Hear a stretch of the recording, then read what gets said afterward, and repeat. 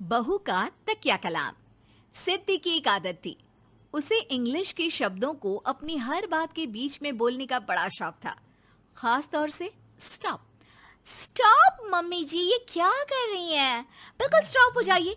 कितनी बार कहा है कि किचन में कुछ भी सामान इधर उधर करने से पहले पूछ लीजिए। अरे क्या स्टॉप स्टॉप करती रहती है। तेरा बस चले तो पूरी दुनिया स्टॉप करा दे। और हाँ, सामान इधर उधर नहीं, मैं बस ये देख रही थी कि चीनी कहाँ है। चाय पीने की तलब थी। स्टॉप मम्मी जी, अब ये मत बोलिए कि आपको ये भी नहीं पता कि किचन में चीनी कहाँ होती है।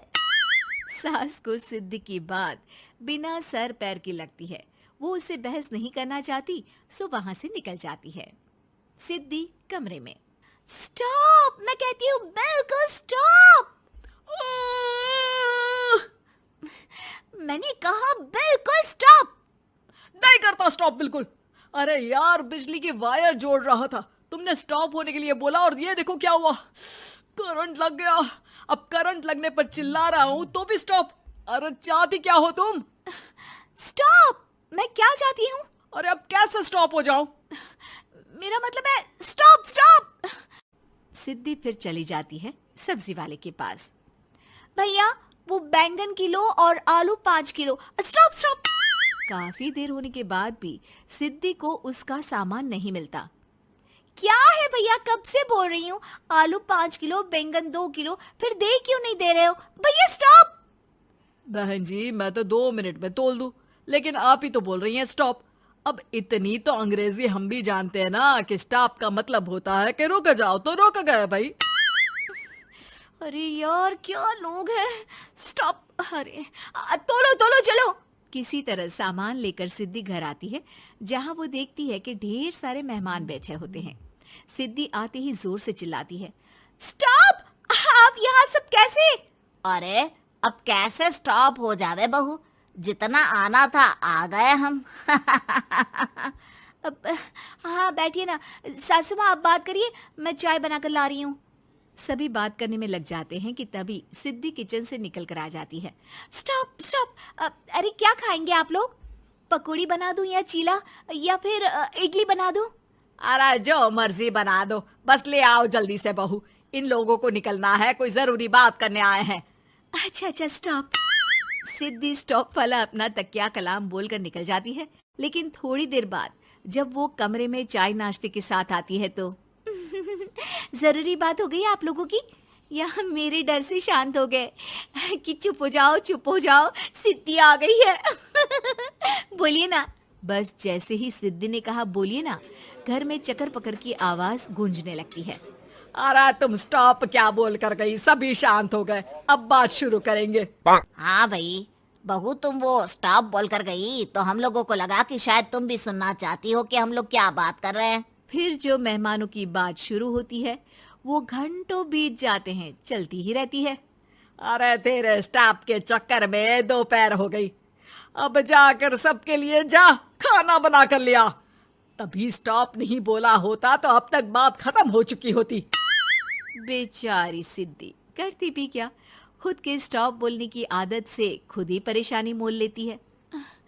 आप लोग खाना खाकर जाइए, हाँ मैं जा रही हूँ बनाने। मम्मी जी, लेकिन स्टॉप, मैं ना खाना बना कर लाती हूँ।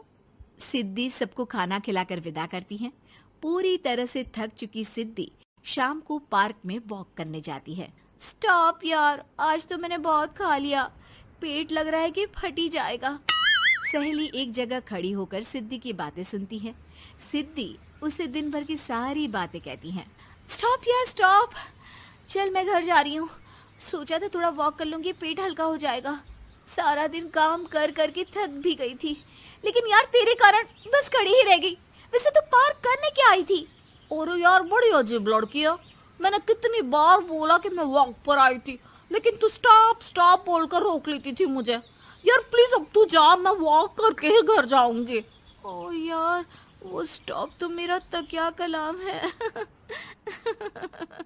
घर के सभी लोग सिद्धि के स्टॉप से परेशान थे। वे कभी उसके बोलने पर स्टॉप हो जाते तो मुसीबत आ जाती, कभी नहीं होते तो भी मुसीबत आ जाती। अरे मैं तो इस बहू के तकिया कलाम से परेशान हो गई हूँ। अरे कोई तो उसकी ये आदत हटाए। देखो माँ, ये जो आदत होती है ना, जब तक खुद की जान पर न बन जाए आदत छूटती नहीं। अरे उसकी जान पर बनाए उससे हमें क्या, हम लोगों के लिए तो ये परेशानी का कारण बनती ही जा रही है। उधर सिद्धि खुद सोचती है, अरे यार, पहले बाजार से देर, फिर दिन का सारा खाना, और फिर पार्क में मैं टहल भी नहीं पाई। क्या करूं? इस तकिया कलाम के कारण मैं खुद ही परेशानी झेल लेती हूँ। एक काम करती हूँ, आज से सोच समझकर बोला करूंगी। बहू स्कूटी उठाती है और निकल जाती है, लेकिन जैसे ही वो बीच चौक पर पहुंचती है, स्कूटी फिसल जाती है और वो नीचे गिर जाती है। हाय रे, कोई तो बचाओ, किसने टक्कर मार दी मुझे? कितना दर्द हो रहा है, कोई तो डॉक्टर के पास लेकर चलो। स्टॉप। बस जैसे ही बहू स्टॉप बोलती है, सारे वहीं रुक जाते हैं। बड़ी घमंडी औरत है, एक तो हम बचा रहे हैं, ऊपर से देखो स्टॉप बोल रही है। स्टॉप? कोई नहीं है क्या इस पूरे शहर में? बहू अपने तकिया कलाम की रट लगा कर रखती है। स्टॉप कोई है, कोई स्टॉप। लोग उसकी मदद के लिए आगे तो आते हैं, लेकिन जैसे ही उसका तकिया कलाम सुनते हैं, वहां से निकल जाते हैं। तभी कहीं से उसका पति लौट रहा था। वो बीवी को रास्ते में पड़ा देख हैरान रह जाता है। अरे तुम यहाँ, कितनी चोट लगी है तुम्हें? पति आसपास खड़े लोगों पर गुस्सा हो जाता है। आप लोगों को दिखाई नहीं दे रहा कि मेरी बीवी को चोट लगी है? कोई भी नहीं है जो उसे उठाकर बिठा सके? अरे भाई साहब, कोई क्या मदद करे इस महिला की? और इतनी घमंडी है, जब भी इन्हें उठाने की कोशिश करो स्टॉप स्टॉप बोल देती है। स्टॉप!